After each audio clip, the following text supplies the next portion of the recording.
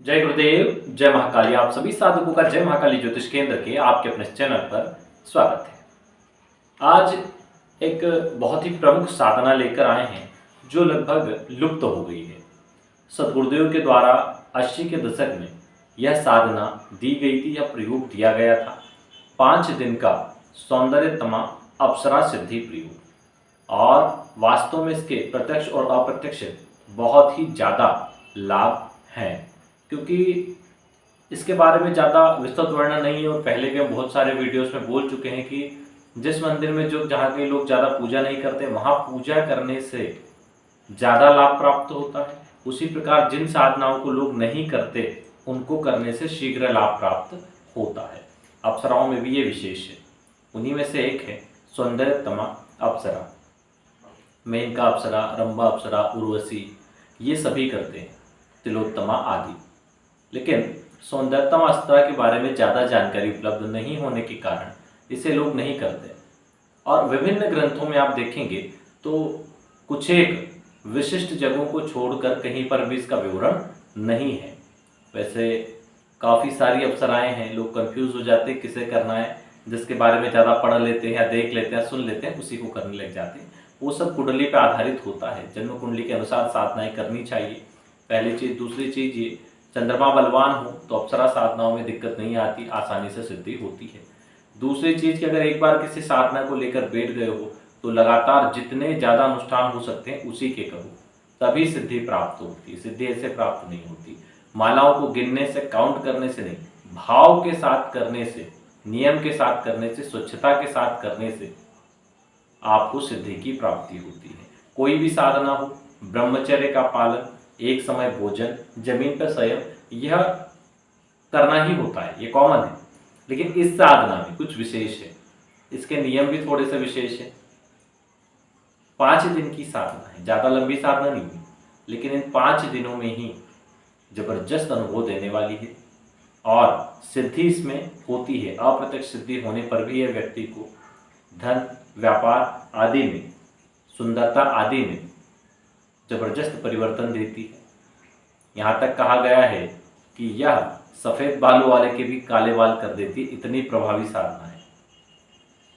सदगुरुदेव द्वारा प्रकाशित, गुरुदेव द्वारा लिखित पुस्तक में इसका विवरण दिया गया है और बहुत विशिष्ट साधना है, बहुत इसकी तारीफ की गई है। इसलिए हमने सोचा कि यह साधना और इसकी जानकारी भी आप लोगों तक पहुंचा दी जाए, ताकि जो लोग इस साधना से प्रेरित हैं, ऐसे करना चाहें, वे करें। अप्सरा साधनाएं वैसे यौवन देने वाली होती है, सुंदरता सम्मोहन देने वाली होती है, धन आदि देने वाली होती है। लेकिन धन की देवी चूंकि लक्ष्मी जी, इसलिए विशेष धन प्राप्ति प्रयोग में लक्ष्मी साधनाएं की जाती है। लेकिन जो अप्सरा साधनाओं के इच्छुक रहते हैं, जिनकी कुंडली में उसके योग रहते हैं, वे लोग इसको करें तो अधिक लाभ होता है। इस साधना का पूरा विधान आपको बताएं उससे पहले कि अभी बहुत से लोग मिलने के लिए आतुर हैं, मिलने आना चाहते हैं, लेकिन अभी मिलने के लिए किसी को समय नहीं दिया जा रहा है, क्योंकि हम थोड़े व्यस्त हैं 25 तारीख तक। 25 के बाद हो सकता है हमारा साधना के लिए बैठने का हो जाए, तो 1 या 2 महीने हम शायद वीडियो भी ना दे पाएँ या साधना में रत रहें, तो आप लोगों से बातचीत ना हो पाए। लेकिन अगर नहीं बैठते हम साधना में, तो फिर जो 25 के बाद आना चाहते हैं वो समय लेकर मिलने आ सकते हैं। वो 25 के बाद ही डिसाइड होगा। काफ़ी लोगों के फ़ोन आ रहे थे 2-4 रोज़ों से, इसलिए हमने सोचा कि वीडियो में आप लोगों को बता दें।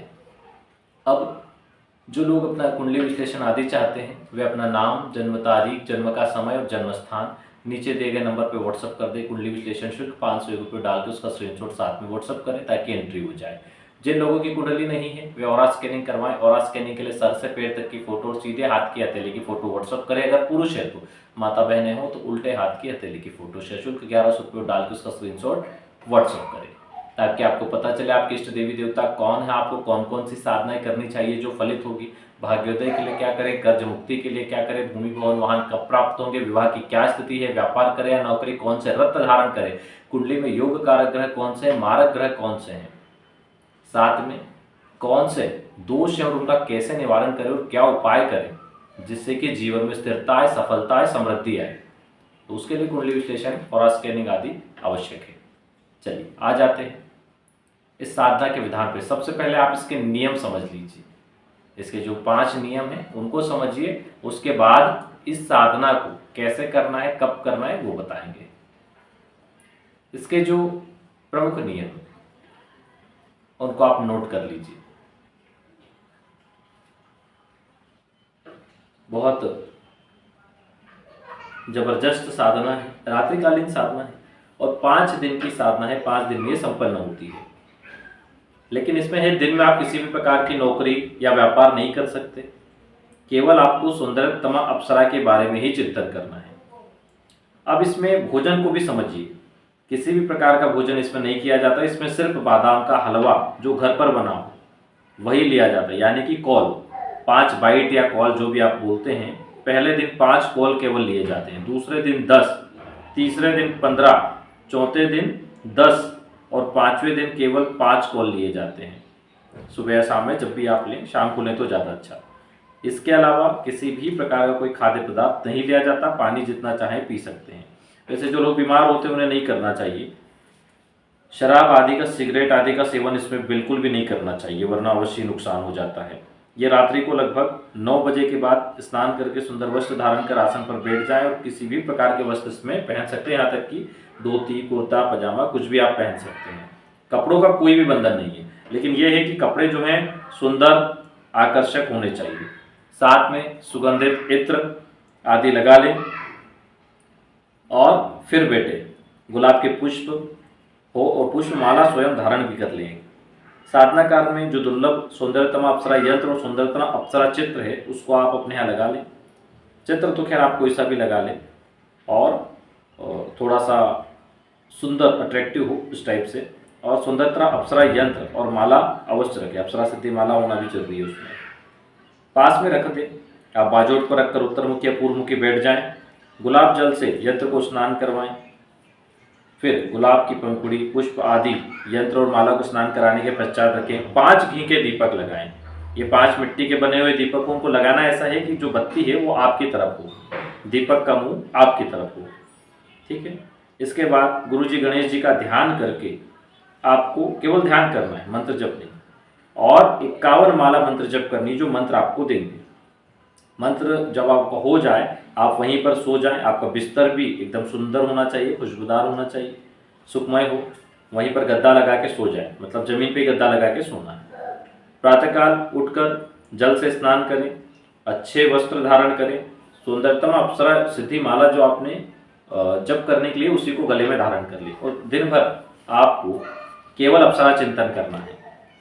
5वीं रात्रि को सुगंधित इत्र आदि लगा लें, इत्र का छिड़काव कर लें, आसन पर बैठकर मंत्र जप करें और उससे पहले 2 गुलाब की फूलों की माला रख लें अपने पास। एक तो दोनों रख लें, उनको बाद में धारण करना है। 5वें दिन सुंदरतम अप्सरा यंत्र को भोग लगाना है। 5वें दिन भोग लगाना है, डेली नहीं लगाना है। मिठाई, खीर, पूरी आदि आप लगा सकते हैं। सुबह उठकर स्वयं खा लें या छोटे बालकों को पदार्थ वितरित कर दें। साधना समाप्ति पर घुंघरू की आवाज़ आदि आए तो विचलित ना हो। कई बार इसमें प्रत्यक्ष रूप से दर्शन एक ही बार में हो जाते, नहीं होते तो फिर इसको आपको दोहराना पड़ता है। 1 या 1 से अधिक बार साधना को दोहराना चाहिए तो अवश्य ही यह सिद्धि होती है। अप्रत्यक्ष रूप से भी आपकी इच्छाओं को पूरी करती है और प्रत्यक्ष होने पर इच्छित वस्तुओं को लाकर देती है। बहुत प्रभावशाली साधना है। हमने अक्सर देखा है लोगों को आजकल कि किसी भी साधना का 11-11 दिन का अनुष्ठान कर लेते हैं तो उनको लगता है कि उन्होंने बहुत बड़ा काम कर लिया। 11 माला, 21 माला, 51 माला कर ली और बैठ जाते हैं कि गुरुजी, फिर हमें फ़ोन आता है, गुरुजी अब क्या क्रोध भैरव प्रयोग कर लें? हम बोला क्यों? बोले हमने 11-11 दिन किया, हुआ ही नहीं। भाई 11-11 दिन से मतलब नहीं। आपको इस क्रिया को आपने अगर 40 बार, 50 बार कर लिया है और नहीं हो रही, तब जाके आप इस पर क्रोध भैरव प्रयोग कर सकते हैं। आपने 1 या 2 बार किया और आप क्रोध भैरव प्रयोग करेंगे, आपका ही नुकसान होगा। ठीक है। हो सकता है आपके मंत्रों का प्रभाव हुआ ही नहीं हो, वहां तक मंत्रों का प्रभाव वहां तक गया ही नहीं हो, तो संबंधित देवता अप्सरा आदि कैसे आएंगे? तो इसलिए आपको इसको लगातार दोहराना चाहिए। दोहराएंगे तभी आएगा। 40 बार, 50 बार होने के बाद भी अगर ना आए रिजल्ट तो आप इसका प्रयोग कर सकते हैं, उसके पहले नहीं करना है प्रयोग। तो इस चीज़ का ध्यान रखें और किसी भी अनुष्ठान को कम से कम प्रयास करें कि साल भर पूर्ण प्रयास करेंगे पूर्ण सिद्धि के लिए। साल भर में अगर सिद्धि नहीं होती है तब जाके कोई बड़ा अनुष्ठान किया जाए, नहीं तो साल भर आपको प्रयोग करना है, प्रयास करना है सिद्धि को प्राप्त करने के लिए। अवश्य ही होती है, ये एक दो बार में जो हार मान जाते हैं ना, उनके लिए साधना का क्षेत्र नहीं है। कई ऐसे हमारे पास बुजुर्ग हैं जिनकी उम्र 50 से 60 साल हो गई है और अप्सरा साधना के 30-30, 40-40 अनुष्ठान हो चुके हैं। उनके जबरदस्त अनुभव है, उनको स्वप्न से लगा के आने जाने तक वही चीजें दिखती है, वही चीजें चल रही, लेकिन वो लगातार प्रयास कर रहे हैं। उनका कहना है कि 100 बार भी करना पड़े तो करेंगे, लेकिन आप प्रत्यक्ष सिद्धि लेके रहेंगे। तो ये बहुत आवश्यक है। हालांकि आप लोगों की सुविधा के लिए हम अलग अलग नक्षत्रों की गणना, लग्नों की गणना लगातार चैनल पर दे रहे हैं, तो आपको पता चले कि किन नक्षत्रों में साधना करने से सिद्धि हो सकती है, लेकिन प्रयास जरूर करें। यह तो इसकी हमने एक विधि आपको बताई। अब इसकी विस्तृत विधि को समझ लीजिए कि कैसे करना है। सबसे पहले आप स्नान आदि कर बैठ जाएं, बाजूट पर किसी भी प्रकार का कपड़ा बिछा सकते हैं, काले कपड़े को छोड़कर, कोई भी हो, रेशमी हो तो ज़्यादा अच्छा। यंत्र स्थापित करें, फोटो स्थापित करें, स्नान करवाएं और पंचोपचार पूजन करें। अब पूजन में जिन जिन अंगों के नाम लेने हैं, जहां जहां पर केसर की, अष्टगंध की बिंदी लगाना है, उनको नोट कर लीजिए, स्क्रीन पे दे रहे हैं। अंग नारिकेल रूपाय श्रिये नमः शीर्षे। आम वासुकी रूपाय मायाय नमः केशाय, मतलब सिर से बोला तो सिर पे लगाना है, केशाय बोला तो केश पे लगाना है, नेत्रे बोला नेत्र पे लगाना है। ठीक है, जैसे मत्स्य रूपाय नमः भ्रमरे, एम मत्स्य रूपाय नमः भ्रमरे, एम सागर रूपाय कमलाय नमः नेत्रे, ओम मधुराय नमः कपोले, ओम गुलाब पुष्पाय नमः मुखे, एम राय ग्रह राय नमः चिबुके। ठीक है, इस प्रकार पूरी वर्णमाला में जहां जहां जो जो चीजें दी गई है वो सारी आपको प्रयोग करना है। ये अंग पूजा है। इस प्रकार क्या होगा कि सर्वोत्तमा अप्सरा की, सौंदर्यतमा अप्सरा की जो अंग पूजा है वो संपन्न होगी। उसके करने के बाद प्रत्येक अंग पर सुगंधित द्रव्य यानी इत्र हाथ में लेकर उस अंग का नाम उच्चारण करते हुए सुगंधित इत्र वहां पर आपको लगाना है। ठीक है, स्वयं भी लगाना है। मम सुगंधिता शीर्ष, इस प्रकार से स्वयं को लगाना है। ये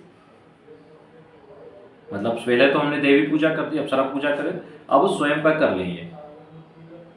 मम सुगंधि मुखे, ऐसा कर मुंह को लगाना है। जैसे आपने अप्सरा को लगाया वैसे ही स्वयं को लगाना है।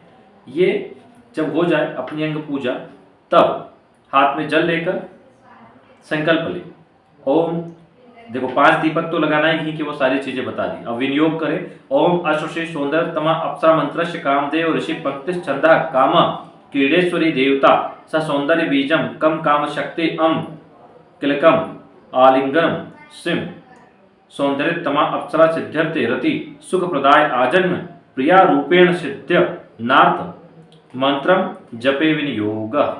इस प्रकार जल छोड़ दें और उसके बाद न्यास करें।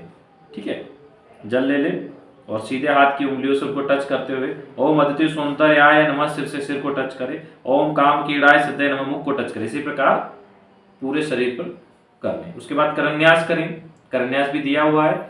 फिर ध्यान करें। ठीक है, ध्यान भी दिया हुआ है। ध्यान मंत्र का प्रयोग कर लें।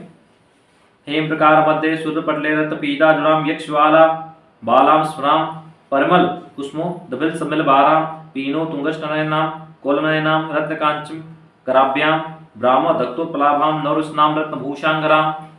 ठीक है, ये जो धंधा यक्षिणी का जो ध्यान है वह और सौंदर्यतना अप्सरा का जो ध्यान है वो एक है, क्योंकि इनका जो स्वरूप है लगभग एक जैसा है। और उसके बाद गुरुजी गणेश जी का ध्यान करके आपको मंत्र जप करना है। इसमें 51 माला मंत्र जप का विधान है, लेकिन 101 माला मंत्र जप करें तो अधिक प्रभावी होता है। ओम आलिंगनम रति प्रियाय सुंदर तमा अप्सरा आगच्छ स्तर्ये नमः, यह इसका मंत्र है जिसके माध्यम से इस साधना को सिद्ध किया जाता है। चलिए आज के लिए इतना ही। जय गुरुदेव, जय महाकाली।